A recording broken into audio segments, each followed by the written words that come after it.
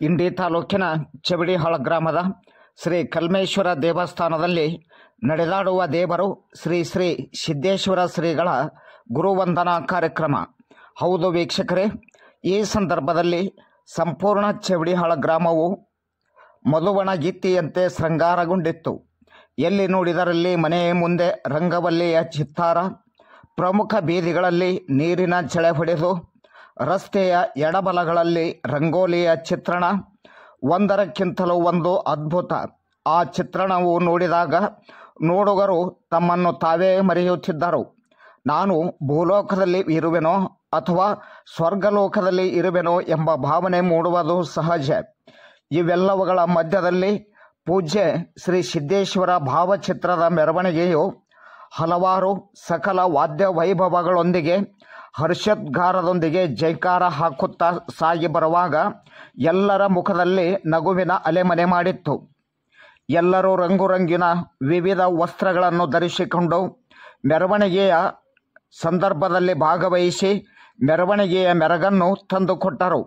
ಗ್ರಾಮದ ಸಮಸ್ತ ಸುಮಂಗಲಿಯರು ಆರತಿ ಕುಂಭಗಳನ್ನು ತೆಗೆದುಕೊಂಡು ಉತ್ಸವದಲ್ಲಿ ಪಾಲ್ಗೊಂಡಾಗ ಸಾಕ್ಷಾತ್ ಲಕ್ಷ್ಮಿ, ಸರಸ್ವತಿ, ದೇವಾದಿದೇವತೆಗಳು ಭಾಗವಹಿಸುತ್ತಿದ್ದಾರೆ ಎಂಬ ಭಾವನೆ ವೀಕ್ಷಕರಲ್ಲಿ ಮೂಡುತ್ತಿತ್ತು. ಇಷ್ಟೊಂದು ಅದ್ಧೂರಿಯಾದ ಮೆರವಣಿಗೆಯನ್ನು ಮುಗಿಸಿಕೊಂಡು ಶ್ರೀ ಕಲ್ಮೇಶ್ವರ ದೇವಸ್ಥಾನಕ್ಕೆ ಆಗಮಿಸುವಷ್ಟರಲ್ಲಿ ಗ್ರಾಮದ ಮಕ್ಕಳು, ಯುವಕರು, ಸುಮಂಗಲಿಯರು, ಮುಪ್ಪಾವಸ್ಥೆಯಲ್ಲಿ ಇರುವ ಜನರು ಎಲ್ಲರೂ ಸಂಪೂರ್ಣವಾಗಿ ಭಾಗವಹಿಸಿದ್ದರು. ಎಲ್ಲ ಕಡೆಗೂ ಜನಜಂಗುಳಿ ತುಂಬಿ ತುಳುಕುತ್ತಿತ್ತು. ಈ ಸಂದರ್ಭದಲ್ಲಿ ಚವಡಿಹಾಳ ಗ್ರಾಮದ ಹಿರಿಯರಾದ ರಮೇಶ್ ಗೌಡ್ ಮಾ ಬಿರಾದಾರ್, ಗ್ರಾಮ ಪಂಚಾಯಿತಿ ಅಧ್ಯಕ್ಷರು ಶರಣುಗೌಡ್ ಸಿ ಬಿರಾದಾರ್, ಗೋವಿಂದಪ್ಪ ಗೌಡ್ ಬಿರಾದಾರ್, ರಾಜು ಅವರಾದಿ, ಕುಮಾರ್ ಬಿರಾದಾರ್, ಮಹಾದೇವ್ ಅಡಿಕೆಗೋಳ್, ಸುರೇಶ್ ಬೋಳ್ಕೊಟಿಗಿ, ಸಂಜೀವ್ ಮಲ್ಲಾಡಿ, ಜೇವೂರ್, ಶರಣಪ್ಪ ಬಿರಾದಾರ್, ಶರಣು ಜೇವೂರ್, ಸುರೇಶ್ ಕೆಂಗನಾಳ್, ಶ್ರೀಮಂತ ಕೆಂಗನಾಳ್, ಶಿವಾನಂದ ಕೆಂಗನಾಳ್, ಶರಣು ಪೂಜಾರಿ ಸಿಎಂ, ಸಾಯಿಬಣ್ಣ ಕುಂಬಾರ್, ಶ್ರೀಶೈಲ್ ಕಂಬಾರ್, ಮಲ್ಲಿಕಾರ್ಜುನ ಮಲ್ಲಾಡಿ, ರಾಜು ಬಿರಾದಾರ್, ಪ್ರಕಾಶ್ ನಾಮಿ, ಬಾಳೋ ದಶವಂತ್, ಸಂಜೀವ್ ಕುಮಾರ್ ಪೂಜಾರಿ, ಶಿವಾನಂದ ತೊಂಡೆಕಟ್ಟಿ, ಮಲ್ಲಿಕಾರ್ಜುನ ತೊಂಡೆಕಟ್ಟಿ, ರಾಮು ಎಂ ಅವರಾದಿ, ಅವರೊಂದಿಗೆ ನಾಗಪ್ಪ ತೊಂಡೆಕಟ್ಟಿ, ರಾಜು ಅವರಾದಿ, ಕಾಮಣ್ಣ ದಶವಂತ್, ಮಾಜಿ ಗ್ರಾಮ ಪಂಚಾಯಿತಿ ಉಪಾಧ್ಯಕ್ಷರು ಇನ್ನೂ ಅನೇಕರು ಭಾಗವಹಿಸಿದ್ದರು. ಈ ಸಂದರ್ಭದಲ್ಲಿ ಶಿವಾನಂದ ಕೆಂಗನಾಳಿಯವರು ಈ ಎಲ್ಲ ದೃಶ್ಯಗಳನ್ನು ವಿಡಿಯೋ ಮಾಡುವುದರ ಮೂಲಕವಾಗಿ ಮೆರವಣಿಗೆಗೆ ಒಂದು ಚಾಲನೆಯನ್ನು ಕೊಡುವುದರೊಂದಿಗೆ ಗ್ರಾಮದ ಸಮಸ್ತ ಯುವಕರನ್ನು ಸೇರಿಸಿಕೊಂಡು ಕಾರ್ಯಕ್ರಮವನ್ನು ಯಶಸ್ವಿ ಆಗುವುದರಲ್ಲಿ ಮುಂದಾಳತ್ವವನ್ನು ವಹಿಸಿಕೊಂಡಿದ್ದಾರೆ. ಅವರೊಂದಿಗೆ ಮಾಧ್ಯಮಕ್ಕೆ ಈ ಒಂದು ಮಾಹಿತಿಯನ್ನು ಶ್ರೀಯುತ ಶಿವಾನಂದ ಕೆಂಗನಾಳಿಯವರು ಒದಗಿಸಿಕೊಟ್ಟಿದ್ದಾರೆ.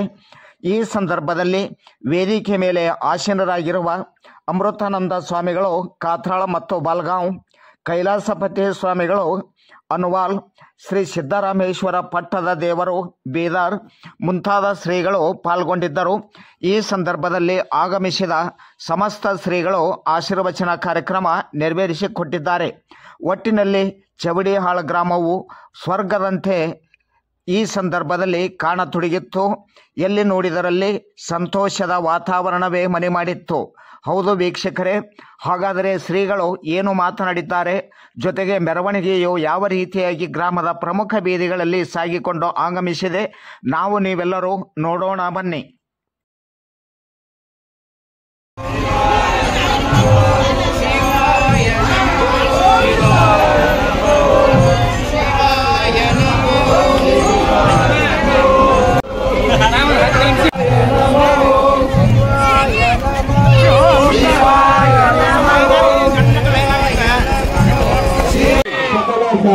संत महाराज की जय, पार्वतीश्वर महादेव. ಬೆಳಕಿದ್ರೆ ಮಾತ್ರ ನಾವು ವಸ್ತುವನ್ನು ಕಾಣಲಿಕ್ಕೆ ಸಾಧ್ಯ. ಹಾಗೆ ನಮ್ಮಲ್ಲಿ ಜ್ಞಾನ ಅದ, ಅರಿವಿನ ಕಣ್ಣು ಐತಿ, ಆದ್ರೆ ಗುರು ಅನ್ನುವಂಥ ಬೆಳಕಿರಲಿಲ್ಲ ಅಂದ್ರೆ ನಮಗೆ ಸತ್ಯ ಕಾಣೋದಿಲ್ಲ. ಇಷ್ಟೇ ಇದು, ಮತ್ತೇನು ಬೇರೆ ಬಹಳ ಇಲ್ಲ. ಹೊರಗಿನ ವಸ್ತುಗಳನ್ನು ನೋಡಬೇಕಾದ್ರೆ ಕಣ್ಣು ಬೇಕು. ಬರೀ ಕಣ್ಣಿದ್ದು ಮಾತ್ರಕ್ಕೆ ವಸ್ತುಗಳು ಕಾಣುವುದಿಲ್ಲ.